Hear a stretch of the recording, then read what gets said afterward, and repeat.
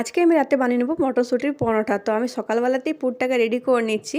তো তার জন্য আমি মিক্সির মধ্যে ভালো করে গ্রাইন্ড করে নিয়েছি পুরটাকে। আর তারপর একটুখানি ওই জারের মধ্যেই আদা লঙ্কাটাকে পেস্ট করে নেবো। দিয়ে সরষের তেলের মধ্যে একটুখানি মশলাটাকে ফ্রাই করে নেবো।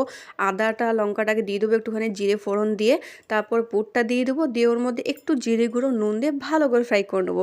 আর রাত্রেবেলা যেহেতু করবো তাই এখন পুরটাকে রেডি করে রেখে দিচ্ছি, ঠান্ডা হয়ে যাবে, ফ্রিজে রেখে দেবো। রাত্রেবেলা গরম গরম পরোটা বানাবো আর খেয়ে নেবো।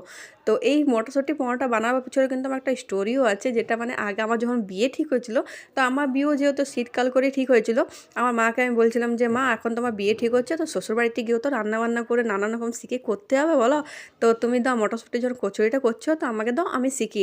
তো মা বলছিল দেখ পারবি তো, কিন্তু আস্তে আস্তে করে ছাড়বি, তেলে যেন হাত ছিটকি যায় না, আর যেরকম বলা সেরকমই কাজ।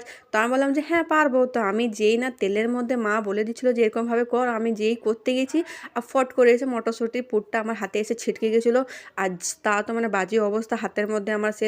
আর বিয়ের সময় যেহেতু অনেকটাই শুকিয়ে গেছিলো, আর যখন আমাকে মেহেন্দি পড়াচ্ছিলো তখন আমার বোনই ছোট, তখন অনেক ছোটোই ছিল, তো তখন প্রচুর আমার হাতটা ধরে কাঁদতো যে দিদি তুই এই জায়গাটাতে মেহেন্দি পড়িস না। ও কিছুতেই আমার হাতটা ছাড়তো না। তো সেটাই আমার এখনও খুব ভালো লাগে।